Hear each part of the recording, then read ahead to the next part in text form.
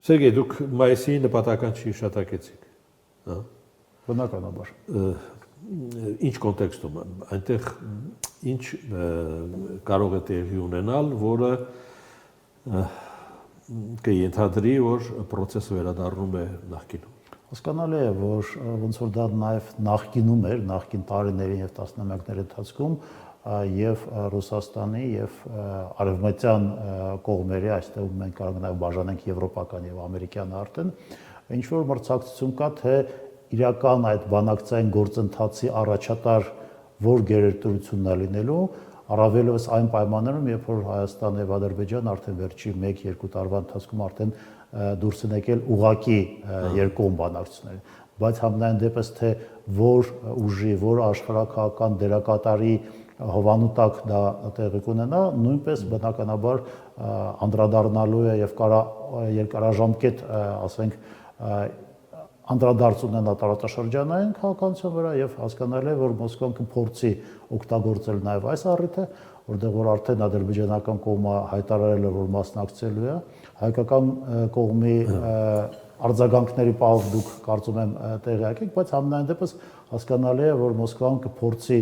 օգտագործել այս պահ, առավել եւս նաեւ օգտագործելով այն գոնե այս պահին նպաստավոր մթնոլորտը, որը որ ստեղծում է Ռուսաստանի համար եւ ռուս-ուկրաինական,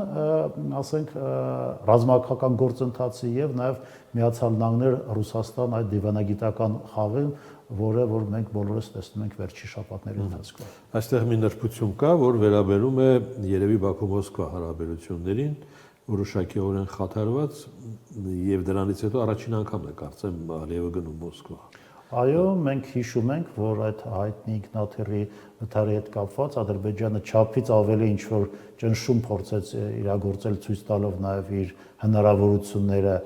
նաեւ Մոսկվայի հետ ինչ որ հարաբերություններում, բայց այն աննախադեպ զարգացումները, որոնք որ տեղի ունեցան նաեւ Տրամփի ադմինիստրացիայի քայլերին, ուկրաինական, ամերիկյան Միացյալ Նահանգներ Ռուսաստան հարաբերություններում թվում է որոշ չափով սառացրին ոգևորությունը Բաքվում, բայց բնականաբար նաև մենք պիտի հասկանանք, որ բացի այդ հրապարակային ոնց որ արտացոլումներից, նաև Ռուսաստանը եւ Ադրբեջանը բավականին լուրջ անվտանգային եւ տնտեսական շահեր են կիսում, հատկապես արևմտյան պատժամիջոցների ֆոնի վրա։ Հիմա Մինսկի խումբ։ Մենք ինչ ունենք Մինսկի խմբի հետ, ինչ խնդիր ունենք, եթե ունենք, Բաքուն ինչ խնդիր ունի Մինսկի խմբի հետ, եւ ինչքանով է տրամաբանական համատեղել այս խնդիրները։ Ադրբեջանի մոտեցումը հասկանալի, Ադրբեջանը ուզում է բոլոր հնարավոր տարբերակները, հնարավորությունները օգտագործի, որ Ղարաբաղյան հակամարտության հետ կապված որևէ լծակներ, որևէ հնարավորություններ ոչ միայն Հայաստանը, այլ նաև երրորդ ուժերը չունեն։ Այստեղ Բաքվի նպատակը պարզ է այստեղ։ Բաքվի նպատակը պարզ է, Հայաստանի նպատակը նույնպես հասկանալի է եւ հայկական կողմը որ նշում է, որ պատրաստ է այդ համատեղ հայտարարությունը կամ դիմումը կամ այդ փաստաթուղթը Մինսկի խմբի լուծարման մասին ստորագրել նույն այն օրը, երբ որ կստորագրվեն խաղաղության պայմանագիրը Ադրբեջանի հետ։ Դա նշանակում է մի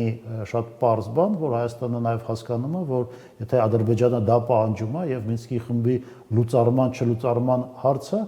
դա այն եզակի լծակներից է, որ հայկական կողմի մոտ դեռ մնացել է, հաշվի առնելով, ոնց որ ես նշեցի, եւ դա իսկապես ամենակարևոր հանգամանքն է, որ ռազմաքաղաքական եւ աշխարհակական բալանսը դեռ մոտակա ժամանակներում հայկական կողմը դժվար թե կարողանա վերականգնի։ Դա միակ լծակն է, որ Ադրբեջանի կհամոզի նստել փաստաթղթի ստորագրման։ Ես չեմ կարծում, որ դա այն լծակն է, որը նույն ձևով նաև Եթե հասկանում ենք, որ դա Բաքվին շատ է պետք, ուրեմն ինչպես նաև օրինակ այդ իրավական հայցերի միջազգային դատարաններում, այսինքն երկում հետ կանչի եւ այլն, հասկանալի է, որ նույն չի, որ Ադրբեջանի համար դա ամենամեծ առաջնահերթությունն է, բայց ամենայնպես Ադրբեջանը ցանկանում է դա ստանալ եւ հայկական կողմի այն եզակի լծակներից մեկն է, որը որ դեռ ունի, բայց ձեր հարցի տրամաբանության մեջ ես նաեւ մի այլ հանգամանք կարա նշեի, որը որ կարա գոնե տեսականորեն ազդի բանակցային գործընթացի ոնց որ տրամաբանական ավարտին, Ադրբեջանը արդեն վերջի 5 տարվա ընթացքում օգտագործում է եւ ունի հնարավորությունների շատ լուրջ պատուհան ռազմաքաղաքական, աշխարհաքաղաքական, բարոյական առումով, բայց նաեւ Ադրբեջանում նույնպես հասկանում որ այդ պատուհանը կարա փակվի եւ տեսականորեն Ադրբեջանը կարա ինքը գնա ինչ որ այդ ասենք բանակցային գործընթացի աշխուժացմանը ստորագրել այդ խաղաղության պայմանագիրը, եթե զգա, որ այդ հնարավորությունը պատուհանը կարա փակվի եւ Ադրբեջանը իր մաքսիմումը Հայաստանից չի ստանալու կամ այլ տրամաբանությունից ելնելով փորձի օգտագործի այս պահը կապիտալիզացնելու արդեն ձեռք բերված հնարավորությունը։ Այդ դեպքում հնարավոր է որ Ադրբեջանը կարա գնա արտաքին քաղաքական, աշխարհական, ներքաղաքական տարբեր հաշվարկներից ելնելով, բայց այս պահին ես դեռ չեմ տեսնում դրա պրակտիկ արտացոլումը։ Միսկի խմբի անդամներից ես որևէ արձագանքի չեմ հանդիպել, թե նրանք ինչպես են վերաբերում այդ Բաքու-Երևան լուծարման շուրջ խոսությանը։ Բաքուն ու Երևանը իրավասու են ինքնուրույն լուծելու այդպիսի հարց։ Ինչքան որ դուք հասկանում եք, խոսքը գնում է ԵԱԿ-ի շրջանակներում գործող ֆորմատի մասին։ Եռանախագահների։ Այո, եռանախագահների։ Եվ այստեղ երկու խնդիր կա։ Առաջինը, որ հատկապես ուկրաինական պատերազմի սկզբից հետո ԵԱԿ-ն որպես մի կոնսենսուսային անվտանգային ֆորմատ Եվրոպայում կորցրել է իր նշանակությունը։ Մենք չգիտենք արդյոք ուկրաինական պատերազմի ավարտի Ռուսաստան արևմուտք հարաբերություն բարելավման դեպքում այս ֆորմատը վերակենդանանալու է թե չէ։ Եվ ԵԱԿ-ի Մինսկի խումբը կարևոր էր մի նախորդ ոնց որ քաղաքական իրականության առումով։ Այս բանը ինքը ունի ավելի շատ ինչ որ խորհրդավոր նշանակություն ԵԱԿ-ում գրեթե բոլոր ֆորմատներում գործում է կոնսենսուսի գաղափարը, ինչը նշանակում է, որ ոչ արևմուտքը, ոչ Ռուսաստանը չեն կարող միակողման ինչ որ խնդիրներ առաջ քաշել, եւ այստեղ նաեւ հասկանալի է, որ Ադրբեջանի հաշվարկայինն է, որ եթե կոնֆլիկտի անդամ կամ մաս կազմող երկրները իրանք են պահանջում դրա լուծարմանը, ապա միգուցե այլ երկրների կողմից ինչ որ բացասական ռեակցիա չի լինելու առաջերտի համանախագահների կողմից, բայց ոնց որ դուք նշեցիք, այդ ռեակցիան չկա եւ նաեւ հասկանալի է, որ այդ հաշվարկները նաեւ կախված կլինեն ընդհանուր աշխարհակական գործընթացներից, ոչ միայն Հարավային Կովկասում։ Այսինքն այնպես չի, որ ենթադրենք Երևանը ու Բաքուն համաձայնում են ինչ որ մի տեքստի շուրջ, երկուսով ստորագրում են, ավարտվում է process։ Դա պիտի հավանություն ստանա նաեւ ԵԱԿ-ի համապատասխան այդ պրոցեդուրային ձևաչափներով։ Հայաստանի արտգործնախարարը այսօր ասել է.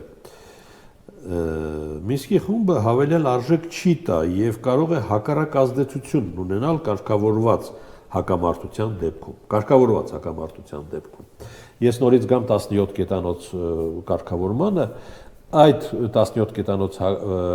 կարգավորումը հակամարտության կարգավորում է։ Էլի մենք այդ հարցը քննարկեցինք,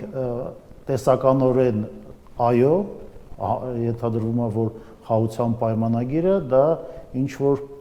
խաղաղության երաշխիքը մեր տարածքներում, բայց մենք գիտենք նաև որ բազմաթիվ այլ փաստաթղթեր տարբեր, ասենք, երկրներ ստորագրել են, բայց խաղաղություն չէ ստացել։ Նույն Ուկրաինայի դեպքում դուք հիշում եք հայտնի Բուդապեշտի մեմորանդումը, որը ստորագրողներից եւ երաշխավորներից եղել է նաեւ Ռուսաստանի Դաշնությունը եւ գիտեք ինչով դա ավարտեց։ Կայուն խաղաղությունը, եթե կան հակամարտության լուրջ հոգեբանական, քաղաքական, պատմական պատճառներ, ինչը որ Հայաստանի եւ Ադրբեջանի դեպքում ցավոք սրտի իրականությունը, այդ կայուն խաղաղությունը եւ երկարաժամկետ խաղաղությունը կարելի է ապահովել միայն ուժային եւ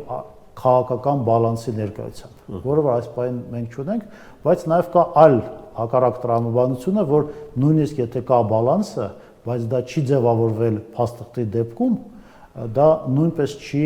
ապահովում լիակատար խաղաղություն ինչ որ մի տարածաշրջան։ Այսինքն երանախագահների հարթակը վերացնելը ռիսկային է բոլոր դեպքերում։ Իրականում մենք պիտի հասկանանք, որ այս ստեղծված քաղաքական իրավիճակում Մինսկի խումբը